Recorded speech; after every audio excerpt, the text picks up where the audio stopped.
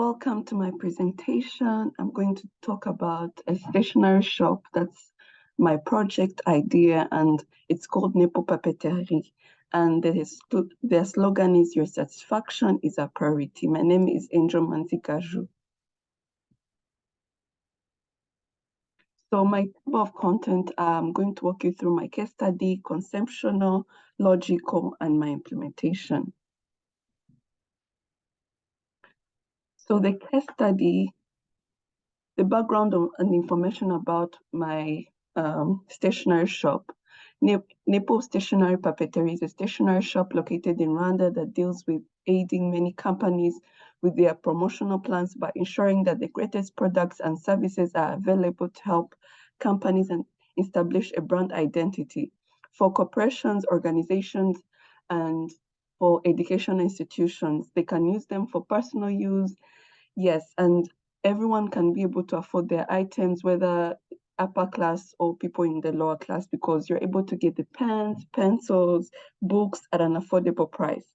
Nepo Stationery Papeterie also supplies specialized and personalized stationery goods and services to its customers. Yes. So the problem that we are trying to solve by building this system is that for the past years, Nepo Stationery Papeterie has struggled to manage their regular and prospective customers due to a large amount of stationery items coming in and their inventories they're getting from their suppliers. This has not been really helpful because a customer would walk in and get all of this amount of items, and they wouldn't know how much was left in the stock, or what they gave him was more than what they could get. So the company can also, they're not able to efficiently manage its inventory purchase to suit their modern trends and change consumer product tastes, especially that now we are in a digital world. Everything should be made easy and be done with a computer in a system. Yes, lastly, the company cannot keep track of the employees, customers, and the invoices they give them. Nepo Papeterie wants to keep track of their monthly revenues too, so that they know their state and how to expand the shop. This is one of the functionalities that I created to keep track of their monthly revenues. So our operations, the company has 5 departments, which is finance, sales, marketing, inventory, and human resource.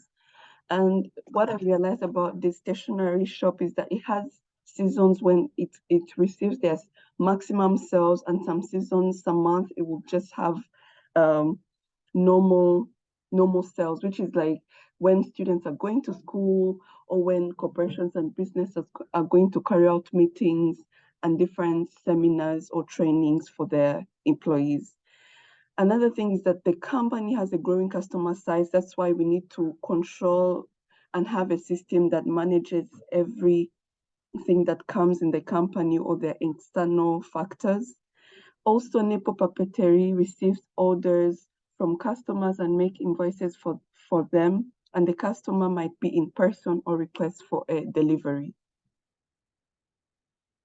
So I'm going to walk you through my logical designs, which are my strong and weak entities.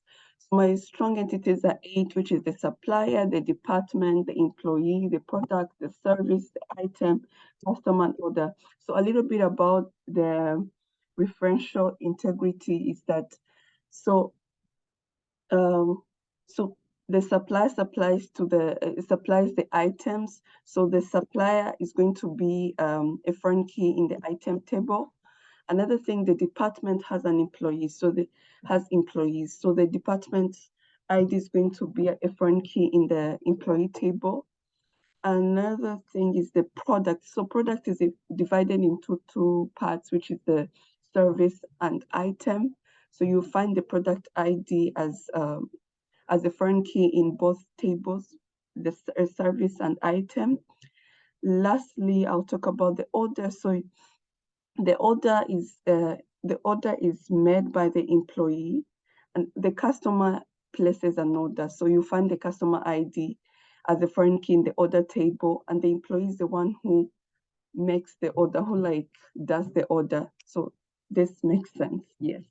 So for my weak entities, I have invoice, feedback, the feedback from the customer, and then the delivery. And then I go to decomposition, which is the item delivery and product order. Yes. So we're going to my EER diagram that I created. As you can see, as I was saying, the employee receives the order and the customer places the order, as you can see, and the customer is the one who gives feedback.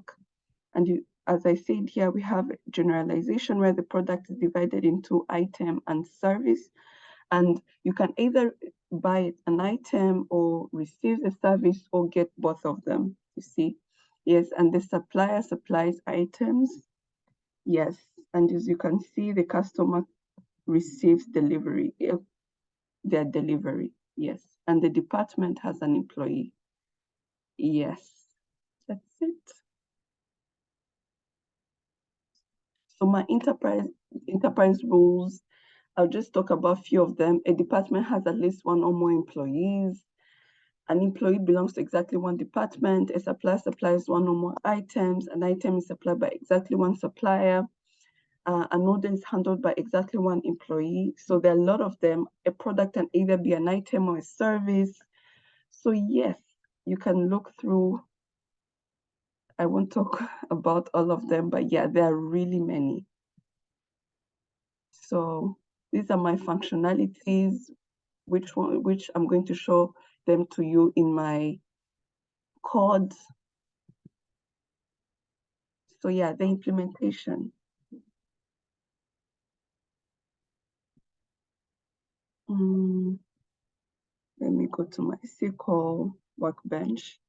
So I'll first walk you through. So this is how it is.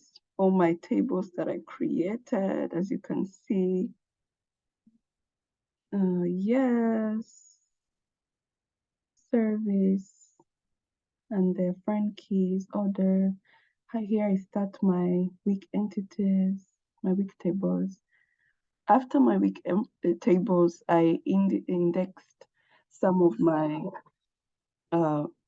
things that I want to be able to access immediately, like the items that I have in the stock, the employees that are working in the stock, the customers who visit frequently the stock. Yes, and these are my entries. I made 10 for each. Yes, and lastly, I'll talk about my functionalities.